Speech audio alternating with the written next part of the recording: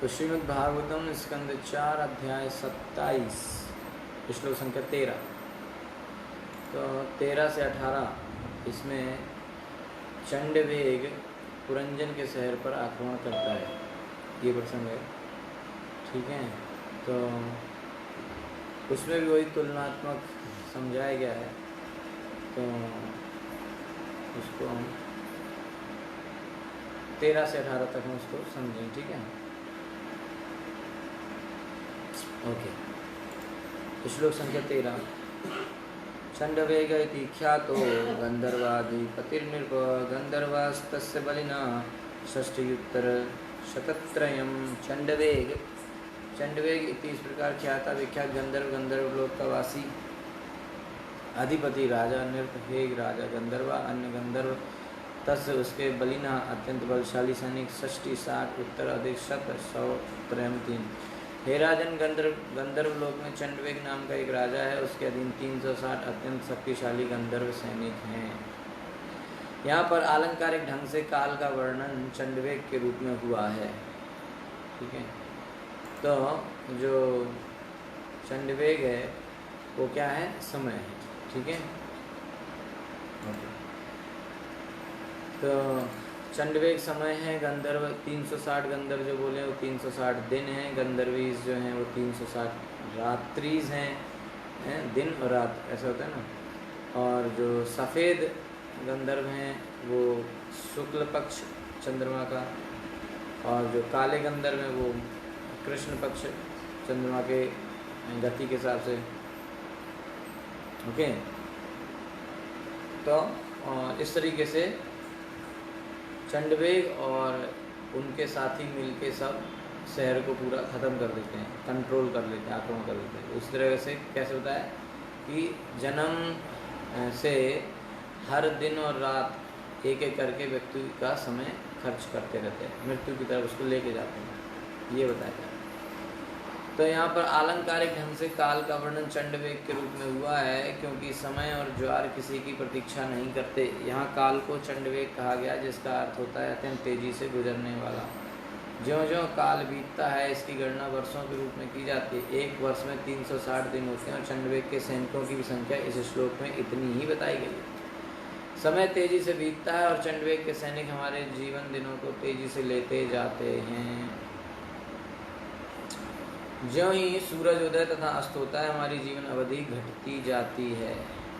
ठीक है, जैसे जैसे हर सूर्यास्त और सूर्योदय के साथ हम जीवन की मृत्यु की तरफ बढ़ रहे हैं। इस प्रकार एक दिन बीतने के साथ ही हमारे जीवन का एक दिन चला जाता है। इसलिए कहा गया कि नहीं रखा जा सकता, किंतु यदि मनुष्य भक्ति में लग जाता है तो सूर्य उससे समय को छीन नहीं सकता। जैसा कि श्रीमद् भागवतम दूसरे स्कंद के 3 अध्याय के 7वें श्लोक में कहा गया, आयुर्हरति वै पुंसाम उद्यन्नस्तम चयन्नसो। तात्पर्य है कि यदि कोई अमर होना चाहता है तो उसे इंद्रिय तृप्ति त्याग देनी चाहिए। भक्ति में लगने से मनुष्य क्रमशः भगवान के नित्य धाम में प्रवेश कर सकता है। कभी कभी मृग तृष्णा तथा अन्य भ्रमपूर्ण वस्तुओं को गंधर्व कहा जाता है। हमारी जीवन अवधि आयु की क्षति को हमारी बढ़ती आयु कहा जाता है। इस प्रकार जीवन के दिनों को बिना देखे अप्रत्यक्ष रूप से व्यतीत होना आलंकारिक ढंग से गंधर्व के रूप में वर्णित है। जैसा कि अगले श्लोकों में बताया जाएगा, ये गंधर्व स्त्री तथा पुरुष दोनों होते हैं। इसका अर्थ यह हुआ कि स्त्री तथा पुरुष दोनों ही अदृश्य रूप में कालवश अपनी आयु खोते हैं, जैसे यहाँ पर चंडवेग के रूप में वर्णित किया गया है। मेन बात क्या है कि जैसे चाहे वो स्त्री हो चाहे पुरुष हो, जैसे जैसे हर दिन एक एक दिन निकलता जा रहा है, यानी कि वो अपनी उम्र खोते जा रहे हैं, मृत्यु की तरफ बढ़ते जा रहे हैं। जो व्यक्ति भक्ति करेगा वो इस प्रभाव से बच जाता है। गंधर्व्या तादृशी अस्य मैथुन्या च सीता सीता परिवृत्या विलुम्पन्ति सर्वकाम विनिर्मितां। गंधर्व्या गंधर्विनिया तादृशी उसी प्रकार से चंडवेग की मैथुन्य मिथुन की संगिनी चा भी श्वेत असिता श्याम परिवृत्या घेरी हुई विलुम्पन्ति टूटती हैं सर्वकामा सभी प्रकार की इच्छित वस्तुएं विनिर्मितां बनी हुई। चंडवेग के साथ साथ गंधर्विनियों की संख्या सैनिकों के ही समान थी, जितने गंधर्व उतनी गंधर्वियाँ, और वे बारंबार इंद्रिय सुख की सारी सामग्री लूट रही थीं। दिनों की तुलना चंडवेग के सैनिकों से की गई है। सामान्यतः रात्रि विषय सुख का समय होता है। दिन श्वेत माने जाते हैं और रात्रियाँ श्याम या दूसरी दृष्टि से रात्रियां दो प्रकार की होती हैं, श्याम तथा श्वेत। ये दिन तथा रातें मिलकर दोनों हमारी आयु को तथा हम जो कुछ इंद्रिय तृप्ति के लिए बनाते हैं उसे क्षीण करते हैं। भौतिक कर्म का अर्थ है इंद्रिय तृप्ति के लिए वस्तुओं का निर्माण। विज्ञानी शोध में रत हैं कि हम अपने इंद्रियों की तुष्टि किस प्रकार अधिक से अधिक कर सकते हैं।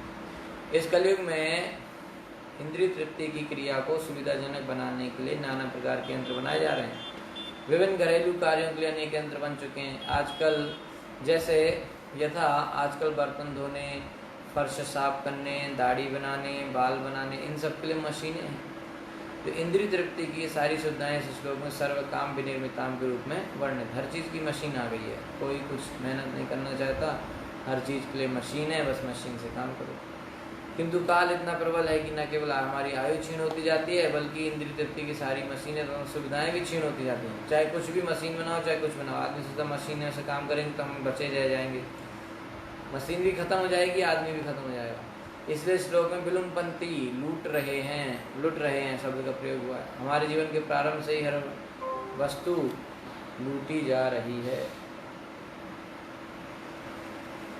हमारी वस्तुओं तथा हमारी आयु की है लूट हमारे जन्म लेने के दिन से ही चालू है। एक दिन आएगा जब मृत्यु सब सफाया कर देगी और जीव को जीवन का नया अध्याय प्रारंभ करने के लिए नए शरीर में प्रवेश करना पड़ेगा और भौतिक भोग के चक्र को फिर से युद्ध करना होगा। तो प्रहलाद महाराज इस क्रिया को पुनः पुनश्चर्वित चर्वणानाम कहते हैं।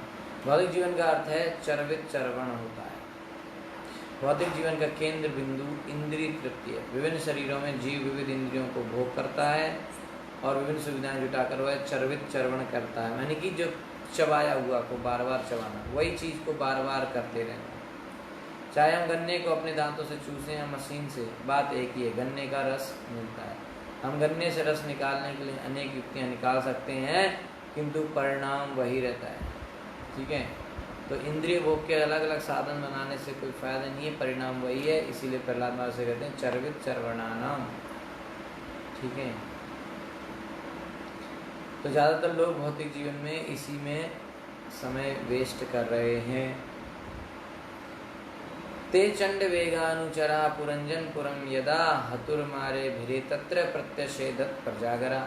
ते वे सब चंडवेग के अनुचरा सेवक पुरंजन, राजा पुरंजन की पुरम पुरी शहर को यदा जब हरतुम लूटना आरे भिरे प्रारंभ किया, तत्र वहाँ प्रत्यषेध रक्षा किया, प्रजागर बड़े शर्म। तो जब राजा गंधर्वराज चंडवेग तथा उसके सेवक पुरंजन की नगरी को लूटने लगे तो 5 फनों वाले एक सर्प ने नगरी की रखवाली करनी शुरू कर दी। जब मनुष्य सोता है तो विभिन्न सपनों में प्राण सक्रिय रहता है। सर्प के 5 फन सूचित करते हैं कि प्राण 5 प्रकार की वायुओं से घिरा है। कौन कौन सी 5 वायु है? प्राण, अपान, व्यान, उदान तथा समान। जब शरीर निष्क्रिय होता है तो प्राण सक्रिय रहता है। 50 वर्ष की आयु तक मनुष्य इंद्रिय तृप्ति के लिए क्रियाशील रहता है, किंतु इसके बाद शक्ति घटने लगती है। यद्यपि अधिक बल लगाकर वह 2 या 3 वर्ष और अधिक से अधिक 55 वर्ष तक कार्य कर सकता है। इसलिए सरकारी नियमों में अवकाश प्राप्त करने की आयु 55 वर्ष ही है। 50 वर्ष के बाद शक्ति जिस प्रकार क्षीण होती है उसे अलंकारिक रूप से यहाँ पर 5 फन वाले सर्प के रूप में दिखाया गया है। ठीक है, सा सप्तभी शतैरेको विंशत्या च शतम समा पुरंजन पुरा अध्यक्षो गंधर्वै युयुधे बलि। सा वह सप्तवी 7 शतई 100 से एकाएक अकेले विंशत्या 20 सहित चा भी शतम 100 समा वर्ष पुरंजन राजा पुरंजन का पूरा अध्यक्ष नगर की रखवाली करने वाला गंधर्वै गंधर्वों से युद्ध किया, बलि अत्यंत वीर। तो चंडवेग ने आक्रमण किया तो 5 फनों वाला सर्प उसकी रक्षा कर रहा था शहर की। तो शहर को शरीर बताया गया है। ठीक है, तो ये चंडवेग क्या है? काल है। तो उसकी रक्षा कौन करता है? 5 फनों वाला सर्प, जो क्या है वो 5 प्राणवायु। तो वह 5 फनों वाला सर्प जो राजा पुरंजन की पुरी का रक्षक था, गंधर्वों से 100 वर्ष तक लड़ता रहा। वह उनसे अकेले ही लड़ा, यद्यपि उनकी संख्या 720 थी। 360 दिन तथा 360 रातें मिलकर चंडवे काल के 720 सैनिक हैं। उतनी रातें उतनी दिन होती हैं। तो मनुष्य को इन सैनिकों से जन्म के प्रारंभ के लेकर मृत्यु पर्यंत लड़ना पड़ता है। तो वो कितने साल तक लड़ा? 100 साल तक लड़ा। तो यह जीवन संघर्ष कहलाता है। इतने संघर्ष के बाद भी जीवात्मा मरता नहीं है, जैसा कि भगवद गीता में पुष्टि की गई, यह जीवात्मा शाश्वत है। ठीक है, तो 100 वर्ष तक वो लड़ता रहा। 100 वर्ष की उम्र होती है। ना जायते म्रियते वा कदाचित नायम भूत्वा भविता वा न भूया अजो नित्यम शाश्वतो अयम पुराणो ना हन्यते हन्यमाने शरीरे। आत्मा के लिए ना तो कभी जन्म है ना कभी मृत्यु। एक बार जन्म लेकर वह कभी मरता नहीं। वह अजन्मा, शाश्वत, ना मरने वाला तथा पुरातन है।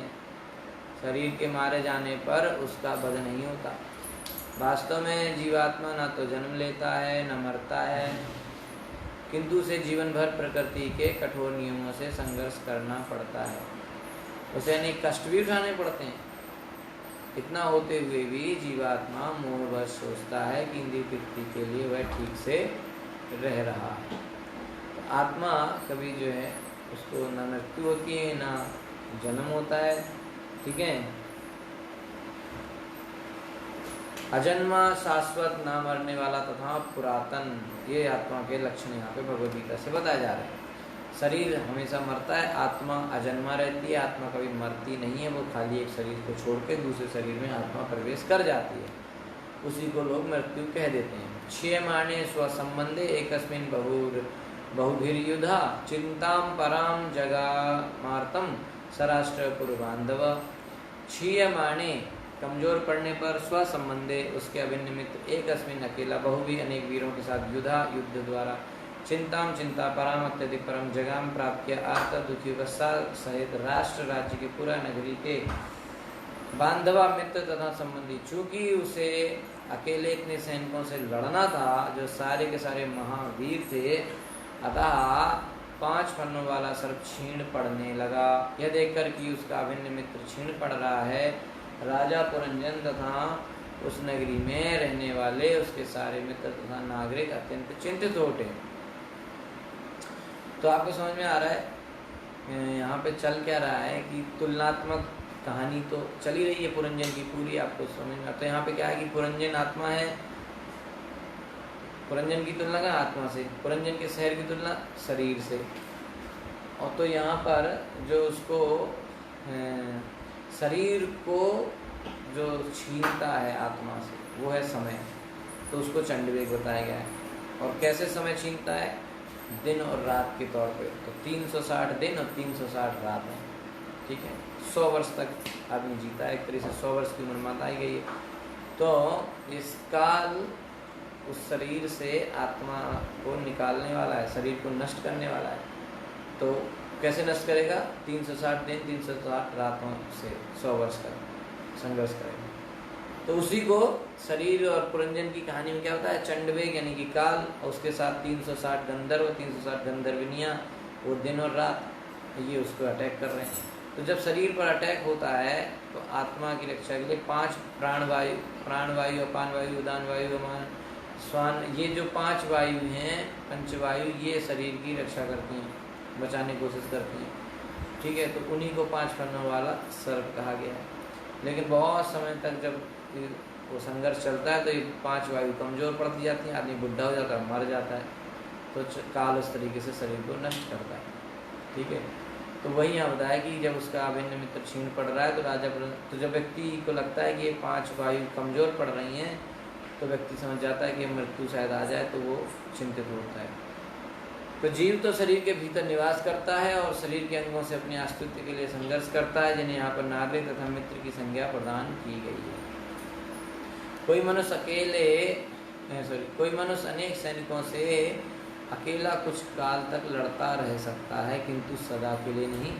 शरीर के भीतर जीव 100 वर्षों तक सही ढंग से लड़ता रह सकता है, किंतु इसके बाद नहीं। इसके बाद जीव घुटने टेक देता है। इस प्रसंग में श्रील भक्तिविनोद ठाकुर का गीत द्रष्टव्य, वृद्ध काल आओल सब दुख भागल।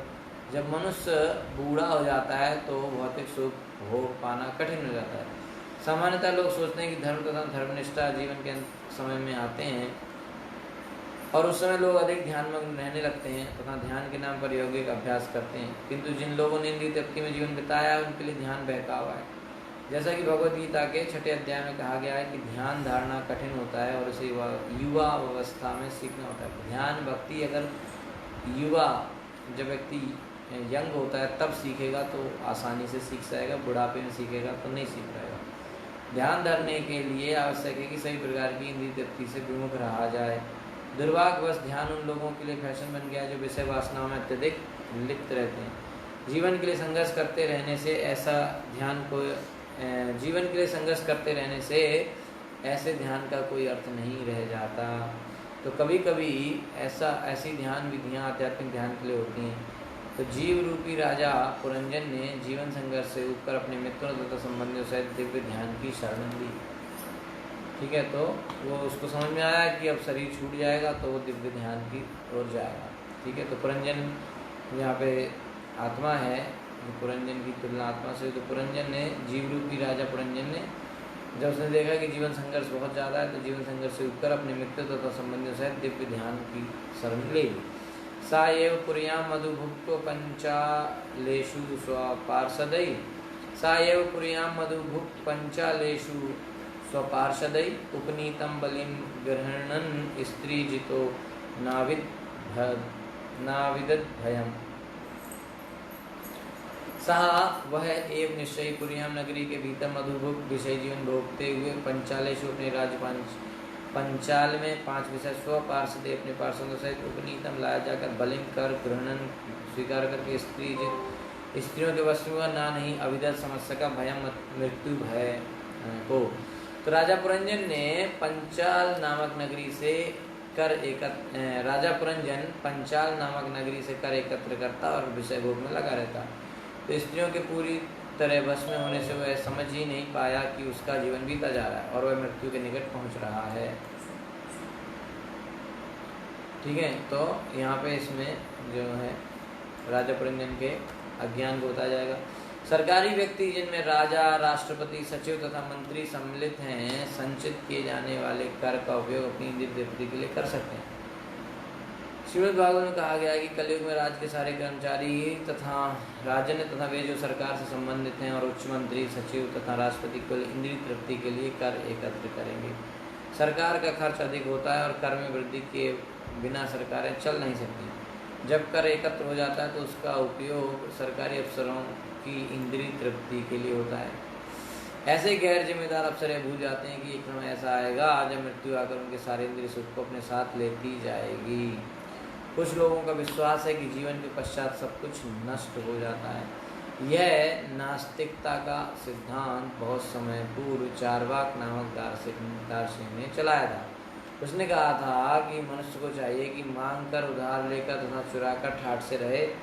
उसने यह भी कहा था कि मनुष्य को मृत्यु, अगले जीवन, विगत जीवन या अपवित्र जीवन से भयभीत नहीं होना चाहिए, क्योंकि शरीर के जल जाने पर सब कुछ समाप्त हो जाता है। यह दर्शन उन लोगों का है जो भौतिकता में लिप्त रहने के लिए अत्यधिक आदी हैं। ऐसे दार्शनिक विचारों से कोई ना तो मृत्यु के भय से बच सकता है और न अगले घृणित जन्म से बचा रह पाता है। ठीक है, तो इस तरीके से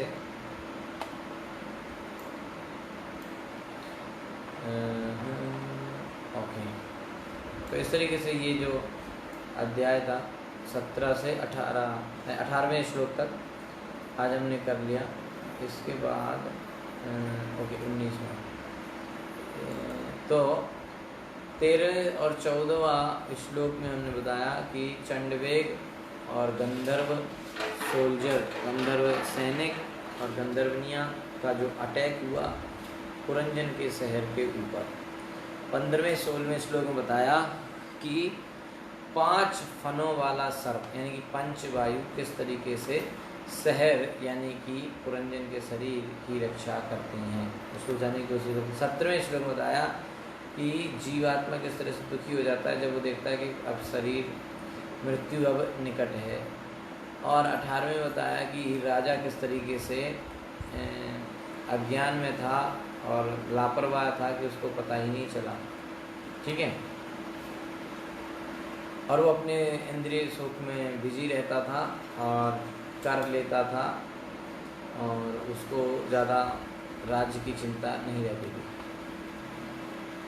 ठीक है, तो इसके बाद जो है बुढ़ापे के बारे में चर्चा की जाएगी एक कहानी के द्वारा, किस तरीके से बुढ़ापा आदमी को परेशान करता। ठीक है, अब शरीर में था, वो यंग एज हो गया, सब हो गया, अब जो है बताया ना कि वो काल उस पर आक्रमण किया है शरीर पर। काल रूपी चंडवेग रूपी काल ने शहर रूपी शरीर पर आक्रमण किया है। 5 फनों वाले सर्प रूपी 5 वायु उसकी रक्षा करती हैं शरीर की, लेकिन वो क्षीण होती जा रही थी। 100 वर्ष, जैसे कि 100 वर्ष तक व्यक्ति की सामान्य आयु मानी जाती है, तो 100 वर्ष तक वो लड़ते हैं, तो बाद में बुढ़ापे में वो 5 वायु बिल्कुल कमज़ोर हो जाती हैं। ठीक है, तो एक आगे की कहानी के माध्यम से ये बताया जाएगा कि किस तरीके से आदमी को बुढ़ापे में परेशानी होती है, बुढ़ापा कैसा होता है, इसके बारे में जो 19वें अध्याय से 19वें श्लोक से 30 श्लोक तक बताया जाएगा पूरा। ठीक है, काफ़ी विस्तार में बताया जाएगा 11 श्लोकों में, 11-12 श्लोकों में। तो ये पूरा जो इस सेक्शन है उसको हम कल करेंगे। ठीक है, Hare Krishna, thank you so much. शिल बाबा की जय, ग्रंथराज श्रीमद् भागवतम की जय, अनंत कोटि वैष्णव की जय। तो अगर किसी को कोई प्रश्न है तो आप लोग पूछ सकते हैं।